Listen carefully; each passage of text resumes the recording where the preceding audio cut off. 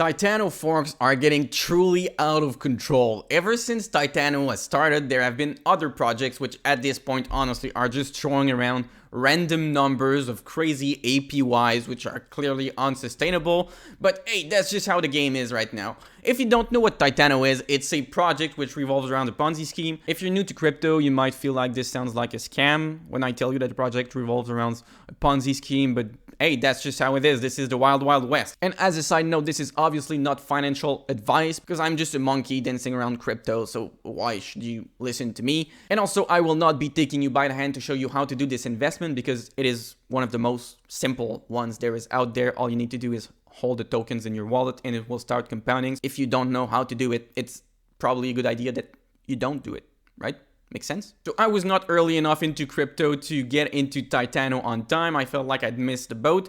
But luckily for me, I found two forks which were doing pretty much the exact same thing, except they built a bit more upon the initial concept. These two projects are called Libro and Fino, and I covered them recently, so you can go watch these videos. So I have not covered Titano on this channel because I did not invest in it, but if you want to know about it, you can check Jesse Equal's channel. I'm gonna leave a link right there.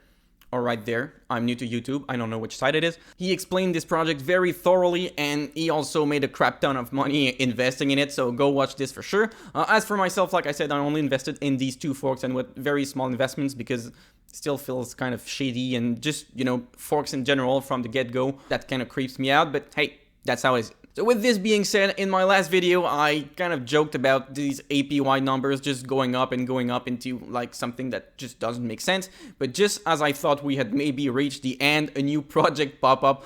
This was brought to my attention by someone who commented about it on last video. So thank you very much for that. Of course, when I read that, I got excited again and I logged onto my computer and started looking at this new project, which looks kind of cool. So this new project is called Safuu. I'm not sure I'm saying it right, but that's what it looks like. It is not an exact Titano fork because they did not start from the same code, so apparently they started from scratch, which is a good thing because they're trying to achieve something that is vastly different. This being said, the concept remains for most part the same, meaning that when you invest money, you get this crazy APY, but in exchange you need to pay a pretty hefty tax when you're buying and when you're selling. So for Titano, it was about 13% when you were buying and I think 18% when you were selling.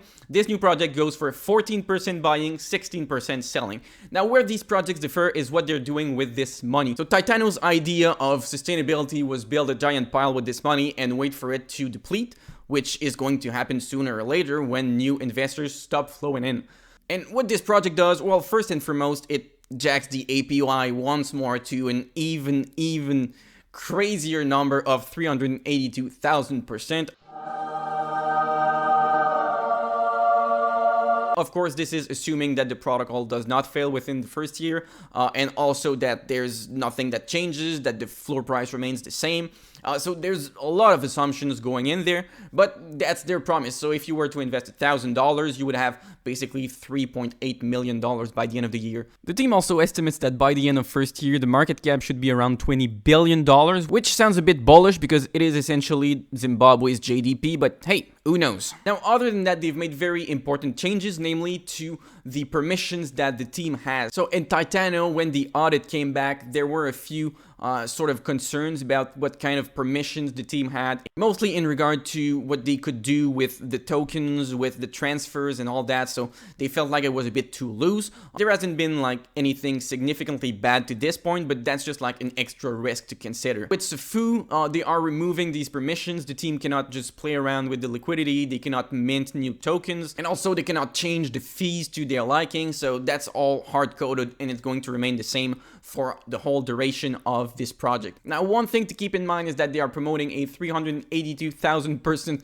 yield, but this is only for first year. So if you look into their white papers, you will see that they are planning to decrease it year after year to make the project sustainable on the long run, which I think makes perfect sense because if we look at other projects like Thor nodes and strong nodes, like they are decreasing the rewards over time because the idea is to get people through the door, get some liquidity in, and then just like aim for something that's sustainable on the long run, which makes sense, I think, if you don't want the project to die prematurely. So other than that, Safuu is really trying to create rarity because they are burning tokens with every transaction like Libero did, which is a good thing. They are going with it at a higher rate, so that's a good thing for the investor. Another thing that's interesting is Safuu will be compounding every 15 minutes rather than every 30 minutes. So if you're a big fan of watching your money grow consistently, you can keep the tab open, I guess, and just watch it grow. Of course, this also means that you are compounding some more, because obviously the more frequent the compound, the better yield you will be getting in the end. Other than that, their treasury management is a bit different. They will be